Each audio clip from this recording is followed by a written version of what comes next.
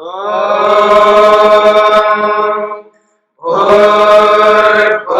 स्वः तत्सवितुर्वरेण्यं भर्गो देवस्य धीमहि धियो यो नः प्रचोदयात्।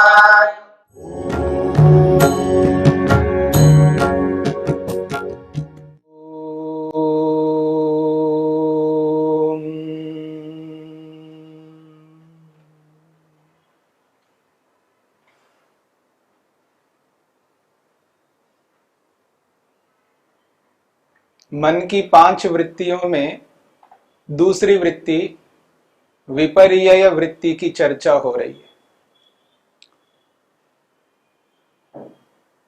विपर्यय को विपर्यय क्यों कहते हैं? तो सूत्रकार महर्षि पतंजलि कहते हैं मिथ्या ज्ञान का नाम ही विपर्यय है। और इस मिथ्या ज्ञान के बहुत सारे नाम हैं। अविद्या शब्द से भी कहा जाता है, मिथ्या ज्ञान को अविद्या भी कहते हैं। मिथ्या ज्ञान को भ्रांति शब्द से भी कहा जाता है। अमुक व्यक्ति को भ्रांति है, इस विषय में इसको ये भ्रांति है, उनको इस प्रकार का भ्रांति है। भ्रांति शब्द का भी प्रयोग होता है मिथ्या ज्ञान के लिए। तो विपर्यय एक शब्द, अविद्या दूसरा शब्द, भ्रांति तीसरा शब्द। और इसके साथ साथ में क्लेश शब्द का भी प्रयोग होता है। क्लेश का अर्थ होता है दुख, क्योंकि ये मिथ्या ज्ञान अविद्या व्यक्ति को दुख देने लगती है, सताती रहती है व्यक्ति को, इसलिए इनको क्लेश शब्द से भी कहा जाता है।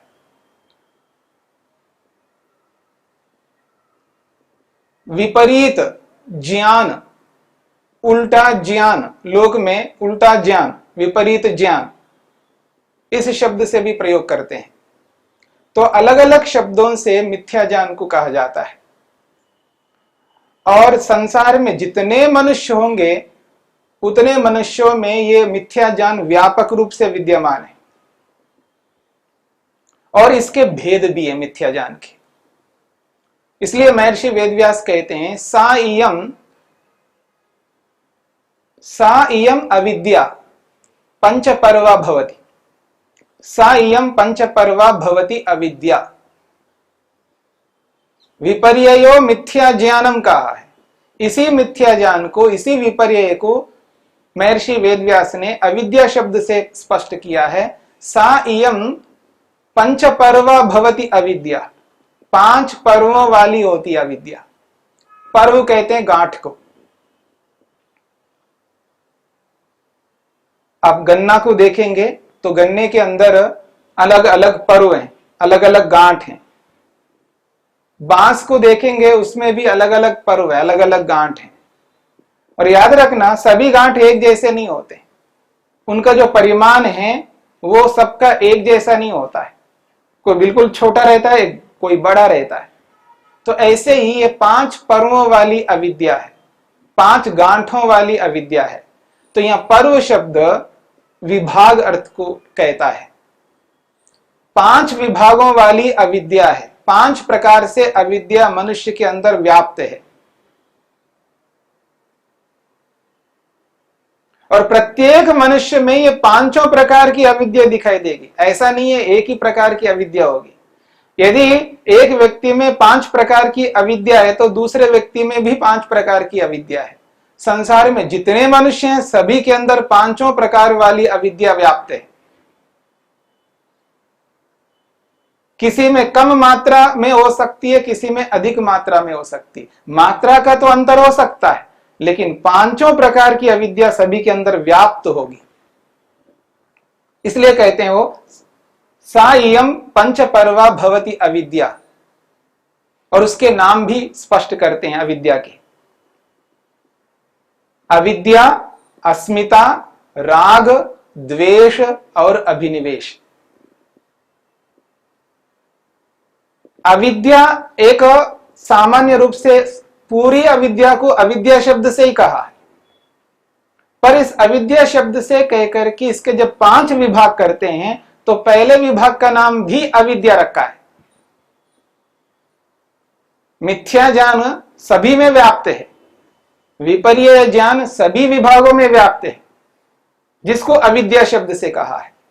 पर 5 विभागों के जब नाम रखा है, उनमें से पहले विभाग का नाम भी अविद्या कहा है। और ये जो अविद्या है एक अलग प्रकार की होगी, और राग इस अविद्या से भिन्न होगा। अविद्या अलग प्रकार की है, राग अलग प्रकार का है, तो द्वेष इन दोनों से बिल्कुल अलग प्रकार का होगा। अविद्या, राग, द्वेष तीनों अलग अलग प्रकार के हैं। उससे अलग एक प्रकार और है जिसको हम अस्मिता कहते हैं, वो सर्वथा भिन्न होगी इससे। तो ये चारों अलग अलग है, और इन चारों से एक विभाग और है जिसको अभिनिवेश कहते हैं। तो अविद्या, अस्मिता, राग, द्वेष और अभिनिवेश, ये 5 विभाग, और ये पांचों विभाग पांचों अलग अलग प्रकार के हैं। और इन पांचों में जिसे अविद्या कहा है, जिसको मिथ्या ज्ञान कहा है, वो पांचों में विद्यमान है। जाति के रूप में पांचों में विद्यमान है। हम सब मनुष्य हैं, हमारे में मनुष्यत्व, मनुष्यपना सभी में विद्यमान है, पर सभी मनुष्य एक जैसे नहीं है। सभी में मनुष्यत्व है, पर सभी मनुष्य एक जैसे नहीं है, अलग अलग मनुष्य। एक स्त्री के रूप में मनुष्य, एक पुरुष के रूप में मनुष्य, 2 विभाग तो कम से कम आपको स्पष्ट हो ही रहा है। पर मनुष्यपना, मनुष्यत्व सभी में विद्यमान है।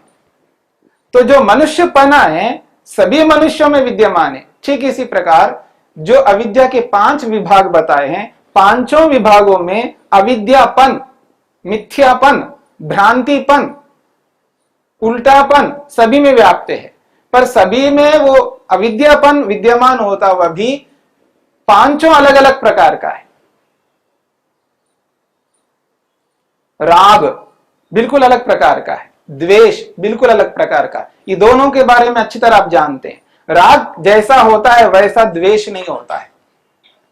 द्वेष में जिस प्रकार की प्रवृत्ति होती है, मन के अंदर जिस तरह के भाव उत्पन्न होते हैं, वैसे भाव राग में उत्पन्न नहीं होते हैं। और जैसे राग में उत्पन्न होते हैं वैसे द्वेष में उत्पन्न नहीं होते हैं।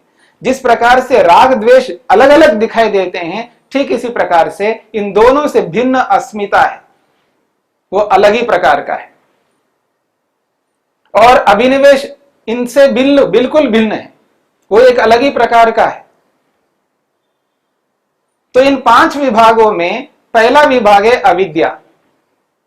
इस अविद्या को तमः भी कहते हैं।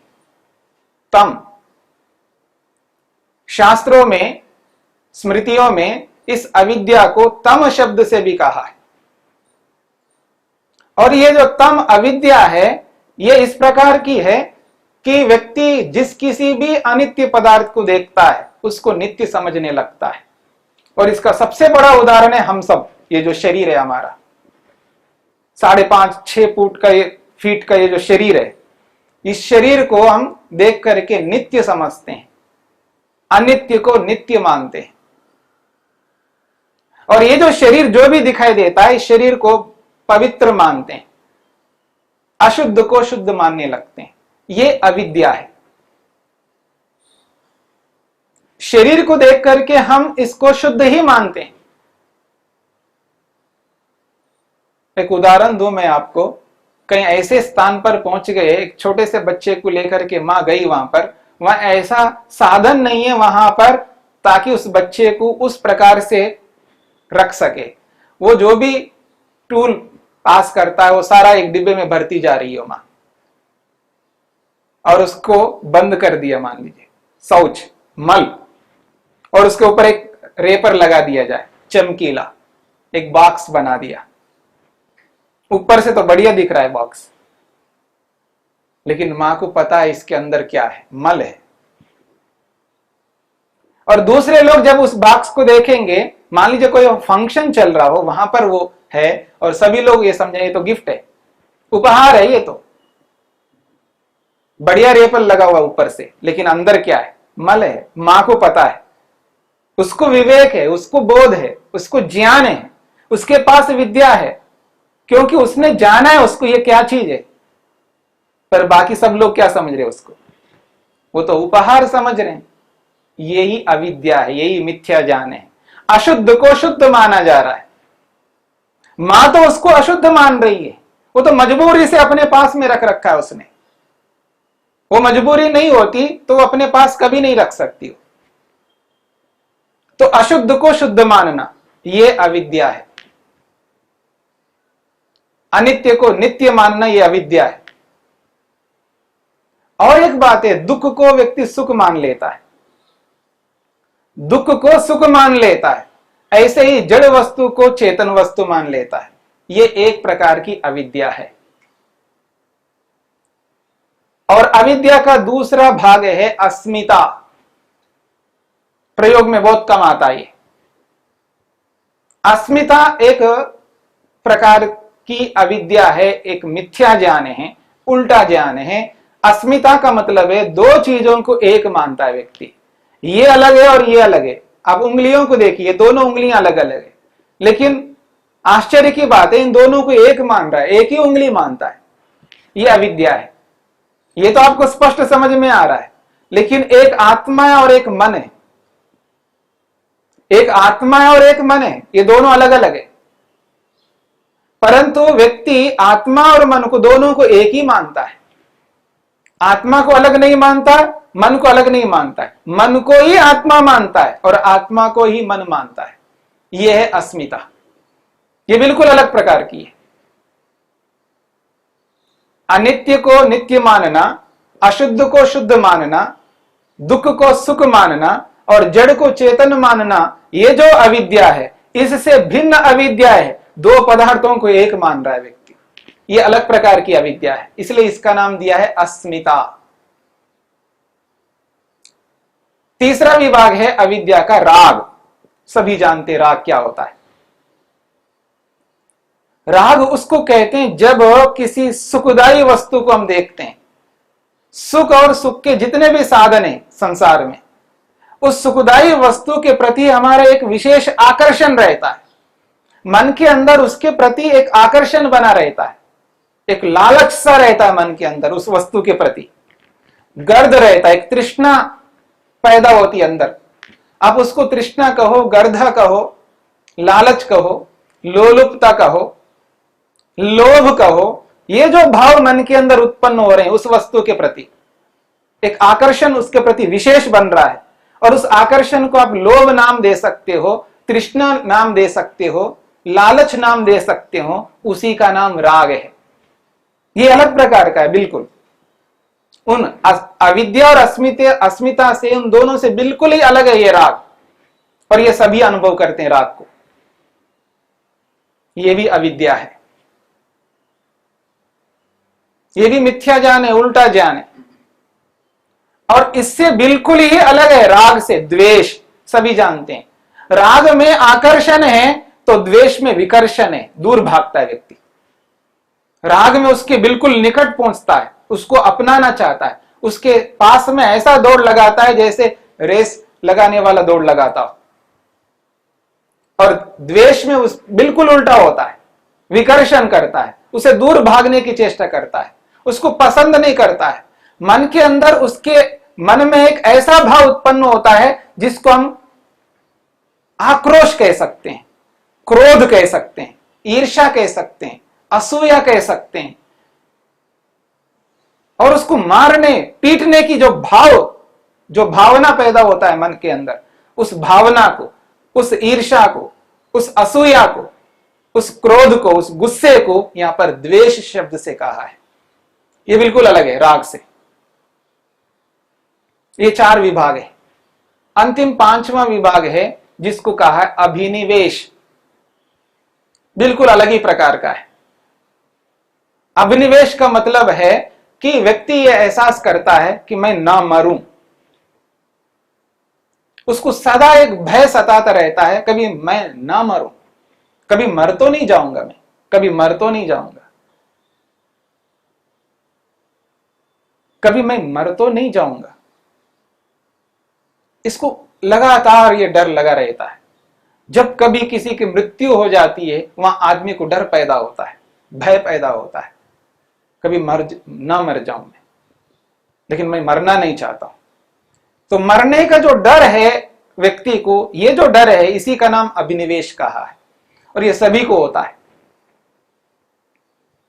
सभी को होता है। मतलब जो मिथ्या ज्ञान रखता है अपने अंदर, जो विपरीत ज्ञान अपने मन के अंदर स्थान दे रखा है जिसने, जो अविद्या में जीता है व्यक्ति। और याद रखना, जिसके अंदर अविद्या है यानी अस्मिता है, मन और आत्मा को अलग अलग नहीं मानता, एक ही मानता है। जिसके अंदर राग उत्पन्न होता है, राग विद्यमान है। जिसके अंदर द्वेष उत्पन्न होता है, द्वेष है। जिसके अंदर राग द्वेष है उसके अंदर अभिनिवेश रहेगा। ये नहीं हो सकता रागी तो है लेकिन इसको डर नहीं लगता, ये द्वेषी व्यक्ति है लेकिन इसको भय नहीं लगता, ये निडर आदमी, ये नहीं हो सकता। ये हो सकता है ऊपर से वो दिखाता हो। जब लड़ाई करता हुआ व्यक्ति सामने वाले कहते हैं मैं नहीं डरता आपसे, लड़ाई करता हुआ व्यक्ति कलह करता हुआ सामने वाले को कहता मैं नहीं डरता आपसे, लेकिन डर रहा होता है। सामने वाला कितना डरता है ये उसको पता नहीं, लेकिन खुद कितना डरता है उसको स्पष्ट होता है, कितना डर उसके अंदर मन में होता है। तो इसको अभिनिवेश कहा है। और इन पांचों के एक 5 अलग नाम हैं, अविद्या, अस्मिता, राग, द्वेष और अभिनिवेश। ये 5 है। इन पांचों के अलग नाम हैं। अविद्या को तमा शब्द से कहा है और अस्मिता को मोह शब्द से कहा है और राग को महामोह शब्द से कहा है। द्वेष को तामिश्र शब्द से कहा, तामिश्र, तामिश्र का मतलब द्वेष। और अभिनिवेश को अंधता मिश्र शब्द से कहा है। अविद्या तम, अस्मिता मोह, राग महामोह, द्वेष तामिश्र और अभिनिवेश है तो इधर अंधता मिश्र। ये 5 नाम इनके अतिरिक्त हैं जो साहित्य में, स्मृतियों में मिलता है। तो इन 5 को समझना है। 5 प्रकार की अविद्या कहां कब प्रवृत्त हो रही है हमारे मन के अंदर, कहां मैं राग कर रहा हूं, कहां मैं द्वेष कर रहा हूं, कहां मैं डरता हूं, कहां मैं मन को आत्मा माना हूं, मन को आत्मा मान करके चल रहा हूं। इन सारी स्थितियों को जानता हुआ व्यक्ति अविद्या को अविद्या के रूप में समझता है, तब इस अविद्या को दूर करने की चेष्टा कर सकता है। तभी जाकर के व्यक्ति अविद्या से छूट सकता है जब इनका बोध करेगा। ये मन की दूसरी वृत्ति है, विपर्यय वृत्ति।